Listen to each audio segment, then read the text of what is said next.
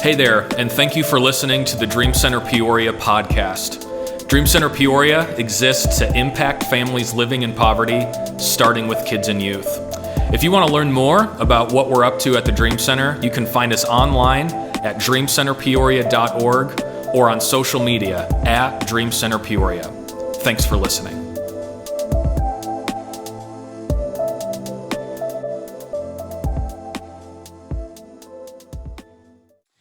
Well, hi, my name's Andy, and welcome to the Dream Center podcast. As you know, we've been doing some different podcasts called New Reality.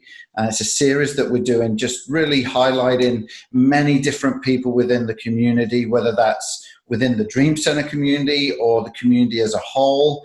And so this week is Volunteer Appreciation Week in America. And so we wanted to highlight some volunteers that we have working with us and also hear about their stories of life change as far as once they've got involved, how it's not only what they're giving to the Dream Center, but also what they get out of it. They don't do it because of that, but just it's one of those things that happens when you start serving people. You got blessed as well. So today we're doing it a little bit different. We have Sherry Ernst with us, who you'll remember from our last podcast, who's our volunteer coordinator, and also she does a lot of things with church relations. Sherry, how are you doing? Good. I see you've gone outside for today. Gone outside for today. No dog barking today. Okay, good. Sherry, do you want to introduce our guest that's with us today? Sure. We've got Ursula Towne with us, and she has volunteered at the Dream Center in many different capacities. And we just want to thank her and find out more about Ursula and what she does at the Dream Center, and we'll kind of go from there. Awesome. Well, Ursula, welcome. We at the Dream Center have seen you around in many different areas. And the area that you're really working in now isn't the area that you started with. Can you give us a bit of a background to your life and how you got connected to the Dream Center and that type of thing? Because I think people find that really intriguing. Okay, first of all, thank you. I appreciate being honored like this. This is really great. A little bit awkward, I guess, trying to get used to these Zoom meetings, but this is really fun. So I started working for Caterpillar back in 1995. I've been a mechanical engineer working for them for quite a long time. It was about 4 years ago, though, while I was working for LPSD. So I'm in the Engine Development Center here in Mossville. And my management was looking for volunteers. They're like, hey, you've got this volunteer, something that Caterpillar encourages its employees to go out and use this volunteer day every year. And so they were making opportunities. A couple of representatives in my management, Jonathan Kilkenny, David Milam, very heavily involved in the Dream Center. They created these opportunities where we could go down and do construction work, which is something, I'm a mechanical engineer. I love doing construction. I was like, hey, this is perfect for me. And so I signed up right away and had that opportunity. So as I got into it, I'd never even honestly heard of the Dream Center. Really unfortunate. I walked in and I was like, oh my goodness, this is really awesome. Like, I found out a little bit about your story. I got a tour of the facilities.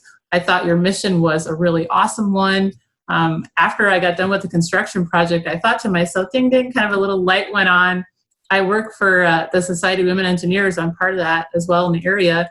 I do a lot of outreach, and this is youth outreach to try to get kids involved in STEM programming where we could really kind of spark that interest in science and learning. And I said, they've got a kids program. They've got the Project 309 there.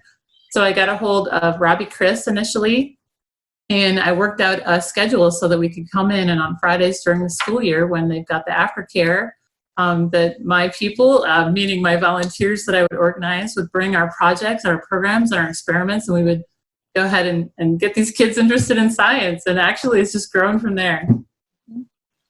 It's amazing. We've had so many so many CAT engineers that have got involved with us in many different ways. With yourself, it's funny. We had Mike Hazelbush on just a few weeks back, who now heads up part of our trade school. When he first came to the Dream Center, we actually were trying to get him involved in math and science because we thought the engineer is going to want to do that. But actually, it was something completely different that really drove him to really stay connected with us. With you, it's a bit of the flip. We had you with construction, and then you're like, hey, I want to do some of the sciences and everything else. And I know, Sherry, you've been involved with Ursula with the groups. So let's just talk a little bit first about the groups, because it's really interesting how Caterpillar have really allowed groups to come, and you head up a lot of this. We have many groups from many different organizations that come.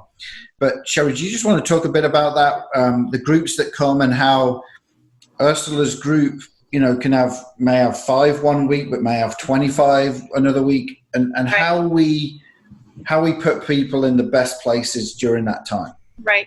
Well, we kind of plan out with Ursula and her group. We kind of, at the beginning of the year, look at each month and say, okay, what could this group possibly help us with this month? And I think the first time I ever met Ursula was building shelves, and she and her group, they built shelves for the Hope Store, but they have painted, they have done wood walls, they've worked out in Veggie City. Gosh, what else, Ursula? I know you guys have done so much to help us out. Yeah, we had a lot of volunteers help with moving the shelter when you guys had that's right. the remodeling. Yeah, that seemed like a really big win. Everybody was super excited about that one. Yeah, a lot of construction, a lot of paint, a lot of gallons of paint. Lots of paint. And those beds, when we moved the shelter, the CAT group came in and disassembled the beds and then reassembled them. And then when we moved back up to the shelter, some of the same volunteers came. So it was awesome to see that. And they're engineers. So they had a system by tearing those beds down. Then they got it where they could fit more than one in the elevator. It was really cool to see them working together. Yeah, that really seat of your pants, intense project management. That's what we live for as engineers. Oh yeah. And I remember that because we had such a tight timeline.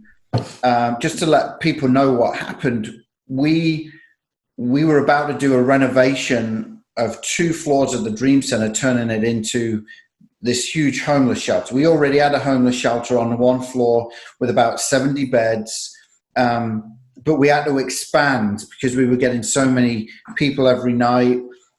We went from a dining space of 56 square feet to 1,200 square feet with the expansion. So you can see why we had to do it.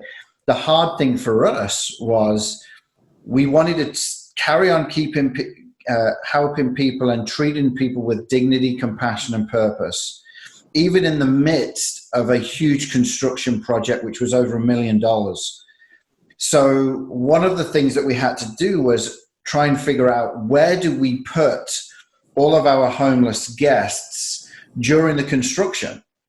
And so at the Dream Center, if you've ever been there, we have an old YMCA building that we purchased, an 8-story YMCA building. And we converted, it used to be a swimming pool. We had converted that into an auditorium. We then, for this time, converted the auditorium into a huge homeless shelter. And so Ursula and her team had, as soon as everyone got up at 8 o'clock in the morning out of those beds, we then had to dismantle all of these beds, then take them down an elevator, which took time in itself, then took them into this huge room, then reassemble everything ready for people to be in bed that night. And I'll be honest with you, I lost a lot of hours sleep leading up to that, thinking, how are we going to get all these beds torn down? I know how long it takes me to tear down one of my kids' beds. And so I was thinking, how are we going to get these bunk beds done? And you guys did it so quick. It was amazing. And that's the type of thing that I want people to hear from a lot of the podcasts that we do with volunteers. It may seem real simple, taking a bolt out of a bunk bed and taking it apart. But literally that was part of the dignity side of what we do at the Dream Center. The alternative of that was telling, 70 or 80 homeless folks, hey, tonight you're going to have to go somewhere else because the beds aren't set up. But because of the CAT team and because your leadership, we were able to get everyone back in time. And on the flip side of that, once the homeless shelter was built, not only did we have to move the 70 beds upstairs, we actually took it to 125. So we actually had to make more beds as well and get them up there. So I just appreciate you for that project alone. But from that, I want to just tap into some of the other things that you're doing now. You talked about the STEM project and the sciences and our after school program, Project 309. Can you just talk a little bit about what you do on those days when you're in? So absolutely. Just to tell you a little bit about myself and how I even got interested in sharing that kind of thing with the community. So I have 2 boys. I was a single mom for a long time. And my younger son, very into science. He was the first guy to figure out how to send me any videos and say, hey, look at this. We need to be doing this. This is a science, all those science experiments that they're always doing on the internet. He was like, these are 10 experiments. We have to do all of these. And so it got so we were doing this so often. It was actually his idea. He's like, a lot of kids out there would benefit from this. And so with that, that's how the whole Society of Women Engineers outreach, that's how I got into that. And so, of course, I twigged onto you guys. And, of course, we wanted to take that to you guys because that's exactly, the underserved people of our community, or maybe they don't have science in their school. They don't get to experience that. It's really important, I think, for those kids to have that same opportunity to see those same exciting experiments to really get them interested in it. And so I have to tell you, after probably the first time I tried to do it, I don't know if I wouldn't call it a failure necessarily, but we had tried to do over 100 kids were designing roller coasters out of foam noodles. And it was such a loud, high energy environment. I'm surprised any of my volunteers ever wanted to come back and work. Was that in the gym? That was we had bullhorns. We were but you made it fun though, and that's what connects the kids. It was a huge, high energy, very fun day, and I was like, this is really good, but I think that we probably need to break it down so we can have more mentoring, more one-on-one opportunities. Maybe you don't have to shout above everybody else, running around in a gymnasium. And so we ventured into the Hamilton rooms. And that's where things got really sticky because if you know anything about me, I like to bring marshmallows and slime and things like this. And so generally there's a lot of cleanup. And so it's really good that I've got good volunteers helping me with that. But when I take these things into the kids, maybe they just don't even get to do this at school or they don't get to do this at home. It's just something where they can kind of just let it all go and they can really learn. And there's so many aha moments by students. If I was to go into one of these experiments, I remember we were making soap one day and we were pouring the molds, the kids were just amazed that you could actually, make soap, take soap, bases, melt it, put it into any kind of a mold, make it smell heavy. Like it was just really amazing for these kids to do this. And one of the girls was standing in it was Hamilton too, I think. And she looked out the window and she said, I used to live here. And I said, really? She's like, yeah, I used to live in a room upstairs. And the little girl, 7 years old or so, she said, yeah, we lived here for a while. And all of a sudden they worked with my mom and we got an apartment. So we live in an apartment now. And the little girl said, we've got our act together so well, we're going to buy a house someday. Wow, that's awesome. It even still gives me chills to think about that, to see this is the people that we're reaching in the community, that they've gone to your environment. They've learned so much there that they can kind of turn their life around and put it back on track. That's exciting, right? To see that the kids are part of that. And that's the great thing about what we see. You said it. Kids can rebound or can adapt very well to what's going on in many areas. Even though there's a lot of hurt and pain within some of the experiences that the kids have, you mentioned it right there. You didn't know until this gal said, "Hey, I used to live here." Yeah. And you go through the Dream Center and the programs that we do, it's not until you start to really get one-on-one with people that you start to understand the story behind why they're at a Project 309 or they're in a homeless shelter. You know, there's a lot of things said about people who are homeless. And if you take the majority of the guests that we serve each and every day, you realize that we're all very close to actually being homeless.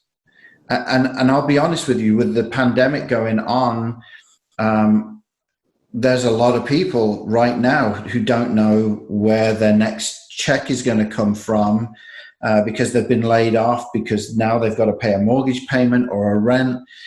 And I remember a story of someone in our shelter who used to work at Caterpillar. And from one thing after another, her husband left. She then couldn't pay the mortgage.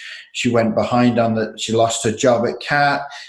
This thing just started trickling to where she's on the homeless shelter floor at the Dream Center. And yet we were able to come in, just like you said, there are so many people that step then in to be this new network for so many people, whether it's a kid with an after school program, whether it's food, whether, you know, the Hope Store, whatever it may be. This network comes around so many people to help them get back into society. And even if that's doing a STEM project, that experience, I know, will live with that child for the rest of their lives. It's not so much making the soap, it's the person who's right next to her or him making the soap, and that connection is valuable. And I know you said there's a few aha moments. Is there any others aha moments that you've had while serving? Well, so I always like to make the kids scream, like if it's something that goes pop or goes boom. I don't know if those are exactly aha moments, but I know that, like you say, those are things that are going to stick with these kids for the rest of their lives.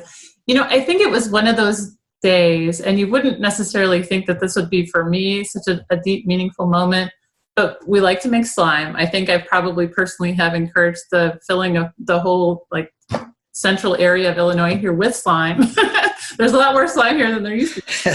And so we had done it a few times. It's a very popular thing. Kids ask for it a lot because they like they can take it with them, right? They can play with it wherever they're doing. It's a great, you know, kind of a mental stabilizer to just sit there and play with slime. And so kind of the foundation of what our program is, and of course I've worked in collaboration with the University of 4-H Extension Office, Judy Schmidt. So what they have is a program called Teen Teachers. And so they take a group of the older students and they teach them the skills that they can have to be leaders and to be able to be teachers to teach younger kids. And so in this way, I feel like I've kind of multiplied my volunteers because I actually use the older kids that attend Dream Center consistently and they actually turn into teachers. So it got to be the point in time where we had been, I think it was our third round of slime, and we were making amazing, really good quality magnetic slime. I mean, this is stuff that we probably ought to patent. It ought to be like Dream Center slime. And so it was so good. The older kids had no trouble tweaking that recipe to be able to make it just exactly the way they wanted it. And so they had such a internal awareness of what they needed to do from a chemistry standpoint that you could tell this is going to be with them forever. And someday kids are going to be grown up and in their own kitchens teaching kids how to make slime because they know it. It's not just something that we're talking about on a day and it goes away. It's like this knowledge that all of a sudden, you know, they know how to make popcorn, they know how to make ice cream from scratch, they know how to, like, all these different little skills. That's like an improvement of a quality of life somewhere. And it yeah. Person, like, and that's better family lives for future families down the road that I don't even know about yet. Yeah, and that's so true. You just don't know. You don't know what you're teaching.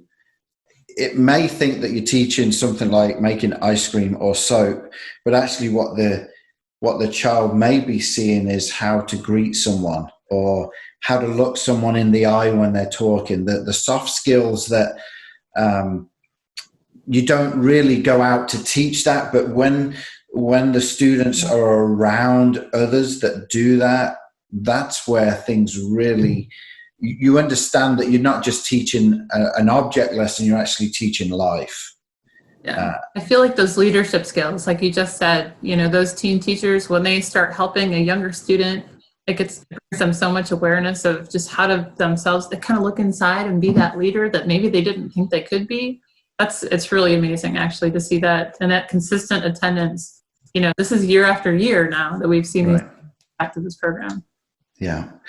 And me and Sherry talk about this a lot, about some of the myths of serving at non-profits. Let's just say non-profits, not just the Dream Center, but non-profits. Things like, it's dangerous. I'm working with a culture I've never been around before, so I don't know what to do, so I'm just not going to do it. Or things like I'm not qualified, or I'm not skilled enough, or what have I got? What would you say to encourage people to get involved with volunteering? I mean, it can be the Dream Center, that's who we're championing, obviously, but as you know from our heart, whatever we do at the Dream Center isn't all about the Dream Center. It's really trying to better a city. And so when it comes to volunteering, what would you say to encourage someone about volunteering? Sure. I actually give this a lot of thought because I work with different people in different aspects, because I've got the construction side of things and I've worked with the STEM side of things. I've had people come up and ask me, like, hey, this is what I know in my life. Like, they have a skill and maybe it has nothing to do with construction. Maybe it's gardening or something. And I say, well, okay, you've got this skill. This is something that it's really quite valuable. You might not get paid for it, but this is something that could really improve your community. Here, this is an organization that would help you out with that, right? So, like, that's how I think the Master Gardeners eventually got involved in Dream Center. So different people, they were, this is what I do. This is what I can contribute. I think that's where how they brought it to the community. That's why, for me, it's science, it's STEM related things. It's definitely that youth outreach, but that is everybody's cup of tea. But also too, I would say that even within that, so, we have these different opportunities that are STEM related, they're outreach related with youth.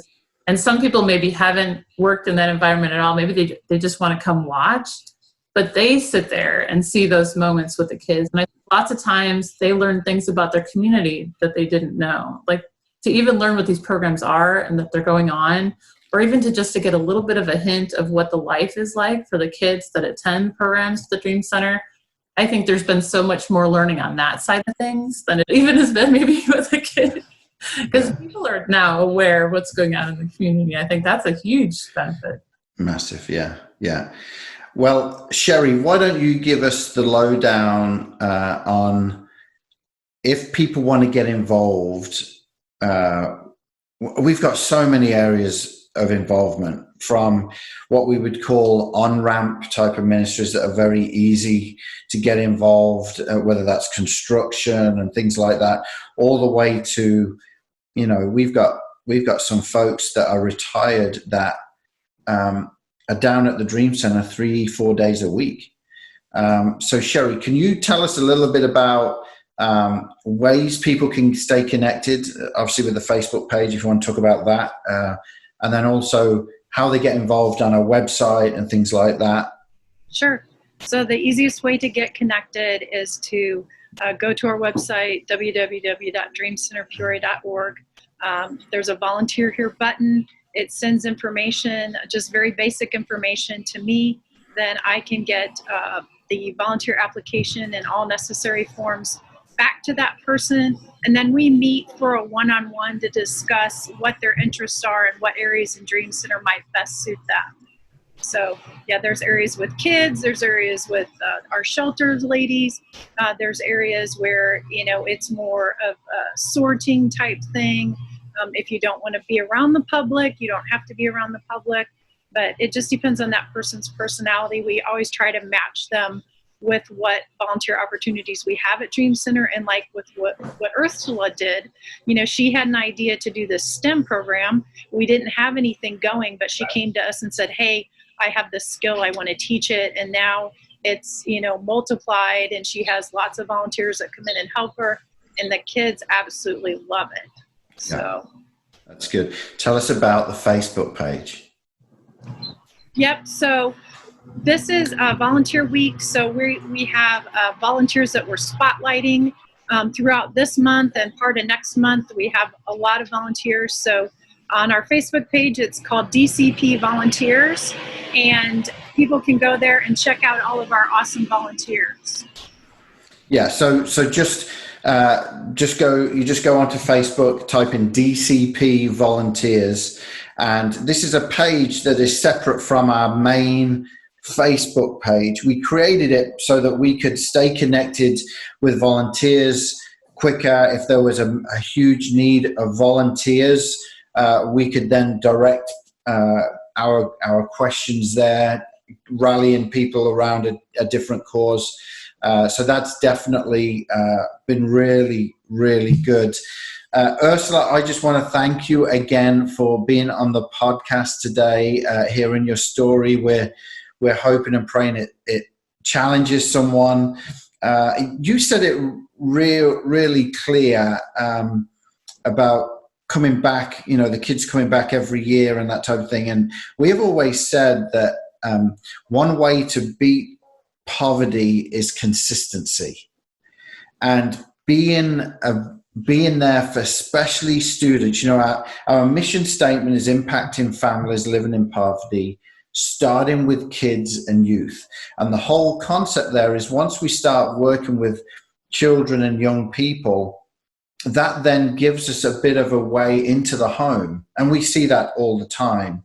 And so consistency, even in that, is so important. So I'm glad you brought that out. The only way that the Dream Center can stay consistent is if people get involved. And so we haven't got to close down programs, and we haven't got to do things like that. So again, check out the website, dreamcenterpeoria.org, and you'll find a Get Involved button. Just hit on there. Ursula did that. Many hundreds of other volunteers have done that. Again, Ursula, thank you so much for being on the podcast today. Thank you for having me. Thanks, Ursula. Yeah, thank you, Sherry. And we will we'll see Ursula and hopefully so many other volunteers that want to get involved with us. Again, remember to follow us on all the social media during this time at Dream Center Peoria. And again, our website is where you go for all the information. And we are looking forward to seeing you around the Dream Center. And make sure you check out the next edition of the podcast. Thanks again for listening to the Dream Center Peoria podcast. We hope you enjoyed the episode. If you know of anyone that would be interested in hearing about what we just talked about, we would encourage you to share this episode with them. Be sure to stay tuned for future episodes. Thanks.